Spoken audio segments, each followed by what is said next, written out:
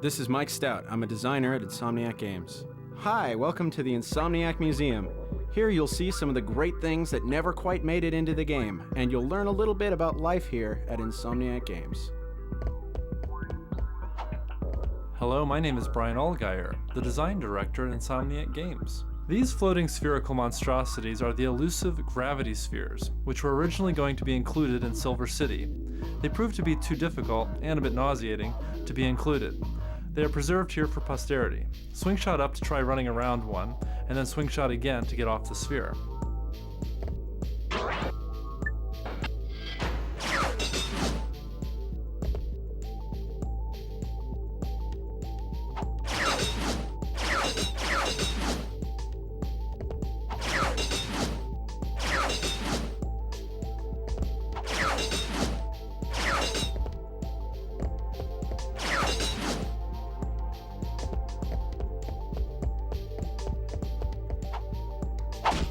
Hi there, my name's Tim Trespass. I'm a gameplay programmer here at Insomniac Games. I'm a Leo from Washington, D.C. I like anime and shiny objects. This car was originally going to be included in the battle with the giant robot on Snivlac. Unfortunately, its lack of heavy weaponry proved its bane. It now calls the Insomniac Museum its home.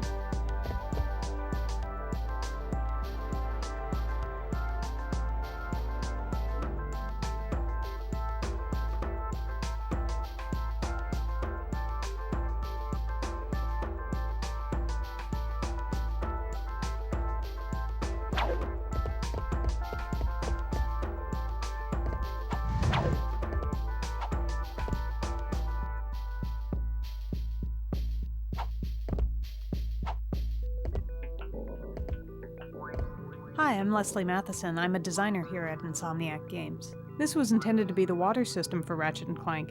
However, as even this little patch of water taxes the game engine to its limits, a modified and severely optimized form was what eventually made it into the game. To see this patch in action, press circle.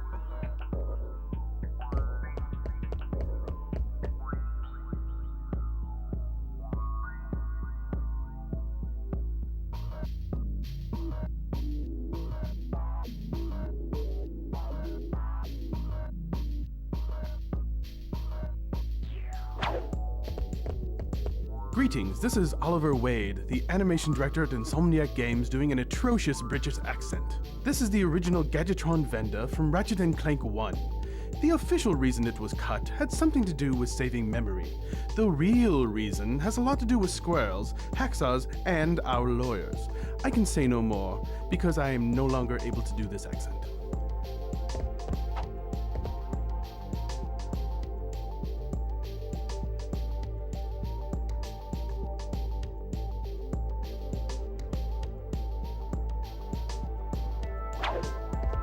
Hi, my name is Sean Whistler, and I'm a tester here at Insomniac Games. Don't worry, Ratchet. You wouldn't have had to fight this monster even if he did make it into the game.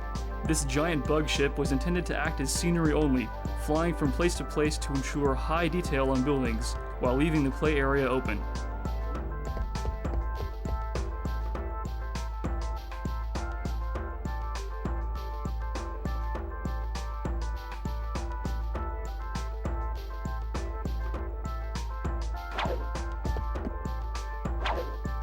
Hey, it's Tim. This monstrosity was intended to be a boss battle fought on the jet ski gadget. Seeing as the jet ski never made it in Ratchet & Clank, however, neither did this boss. May he rest in pieces. Sean here. This guy was originally intended to be an enemy in the ill-fated jet ski level that never made it into Ratchet & Clank 1. A moment of silence, please, for this gentle giant, torn down in his prime.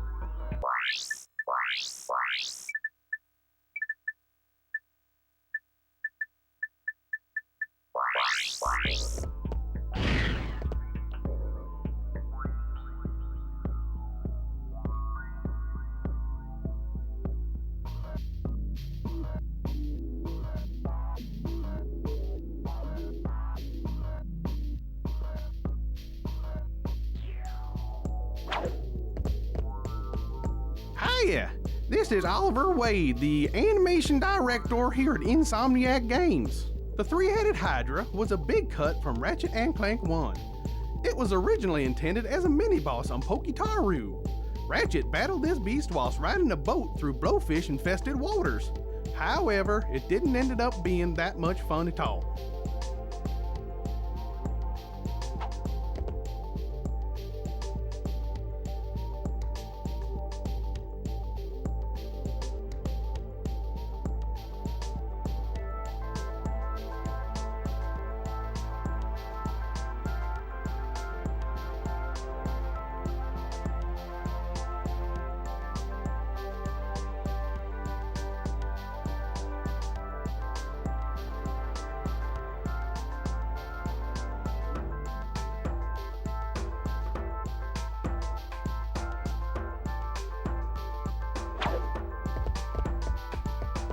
My name's Corey Stockton and I'm a designer here at Insomniac Games.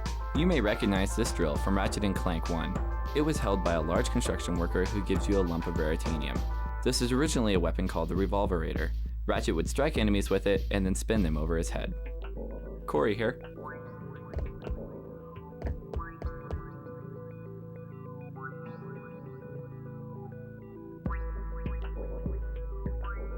Hi, my name is Tony Garcia and I'm a programmer at Insomniac Games. This wonder of an explosion was created especially for Ratchet & Clank 2.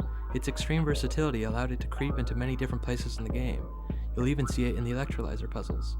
Stand on the blue pad to make your own explosions.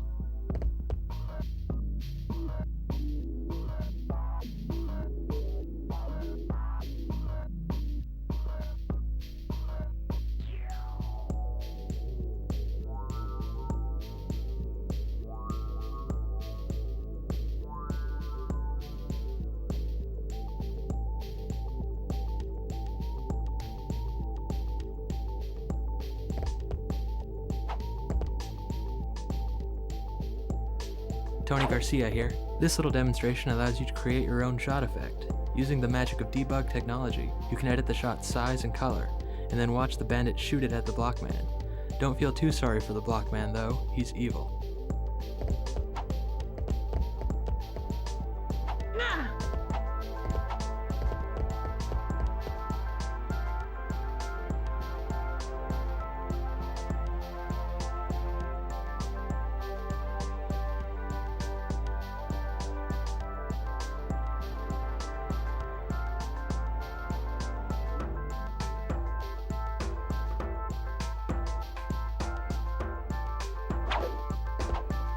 Tony Garcia here.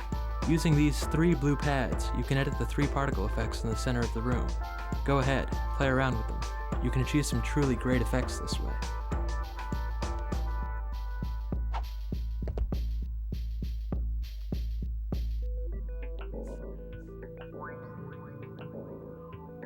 Hello, this is Pedro Hastines. I am a gameplay programmer at Insomniac Games. This was created to test screen buffer effects. Screen buffer effects are used to create things like distortion bubbles and heat hazing. This, however, ends up looking like a hall of mirrors. Can you guess why?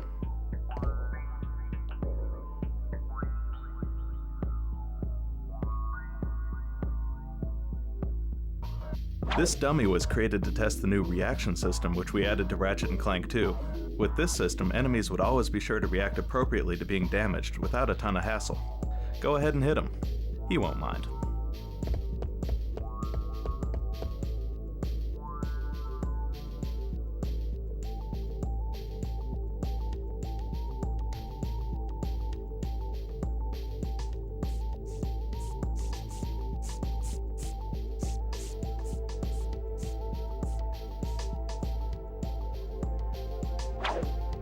Corey here. This monstrous robotic squid was created for one of the Ratchet & Clank 2 prototype levels.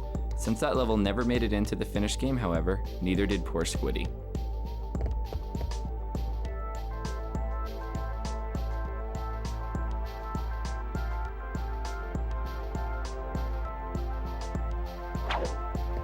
This little widget was used to test our new chunk system. We lovingly call it the corn system. Notice how all the breakables in this game are much prettier? Well, that's corn working hard for you. Give it a whack and see what it does.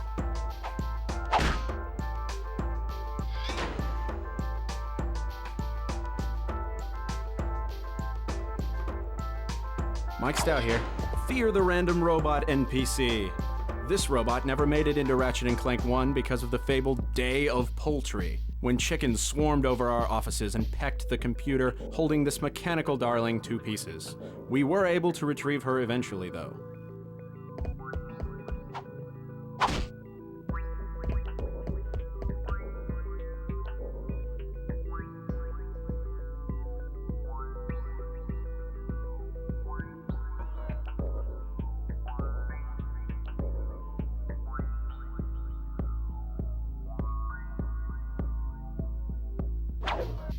Hello, I'm Carl Grande, QA manager here at Insomniac Games. This gadget was originally intended for Ratchet & Clank 1. Unfortunately, it didn't make the cut, and so never saw the light of day. It now makes its home here at Insomniac Museum, gone but not forgotten. My name is Chris Town, and I'm a tester here at Insomniac Games. This helmet was the original model for the Hologuise gadget in Ratchet & Clank 1. It was eventually changed to the handheld model you see in the finished game for reasons unknown. However, we once again suspect it was due to the squirrels with hacksaws.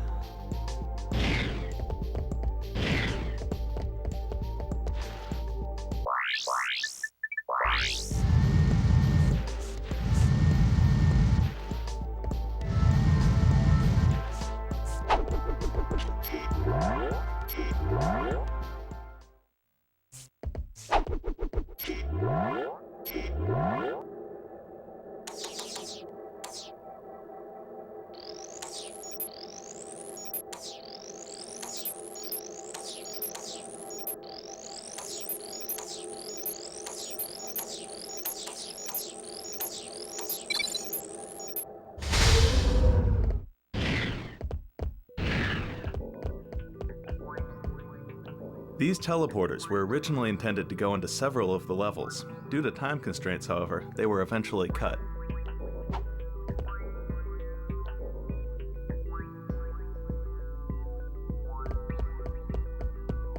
Brian Allgaier here. These escalating rows of blocks were used when we were in the early stages of creating Ratchet & Clank 1.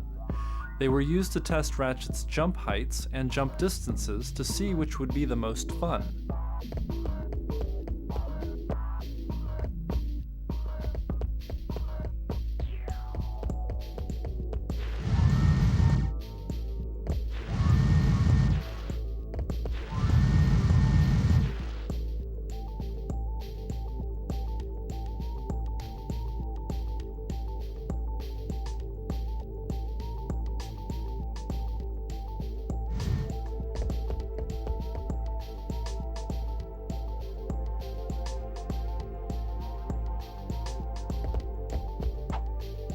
Mike Stout here.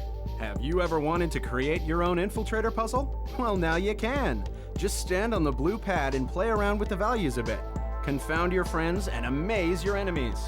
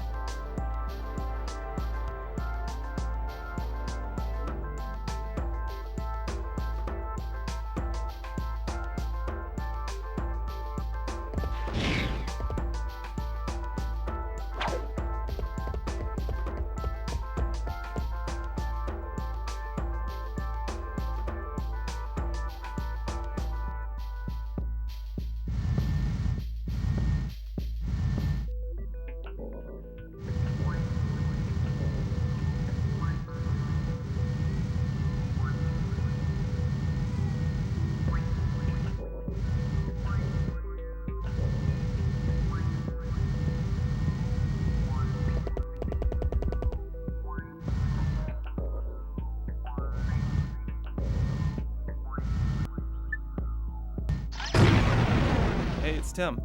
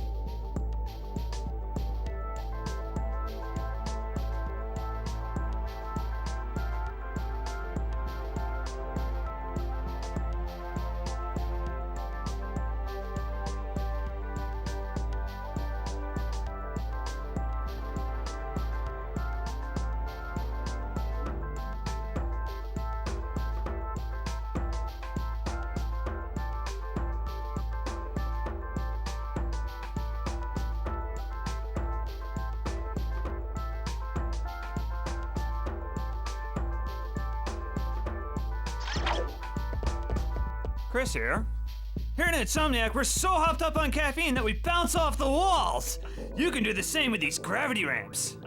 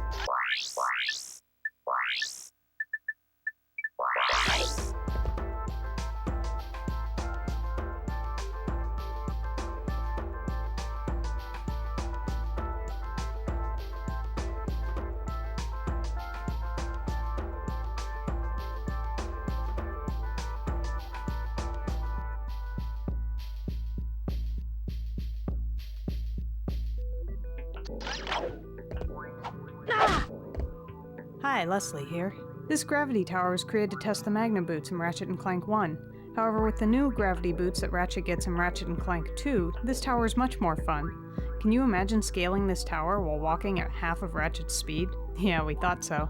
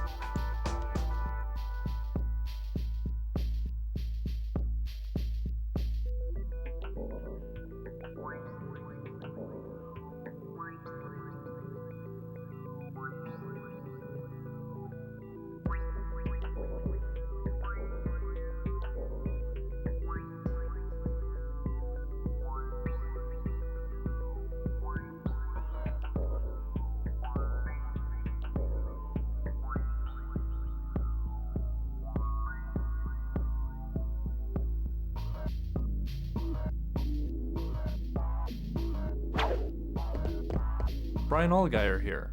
These walls, which range from narrow to wide, were used to test wall kick distances for the original Ratchet & Clank.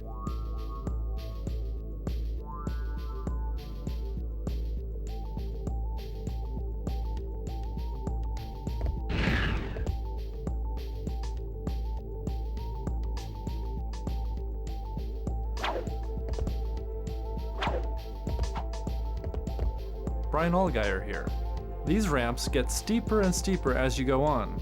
They were used to test how Ratchet's feet respond to different floor angles. It also helped establish that a 45-degree angle was the sharpest that Ratchet should be able to walk up.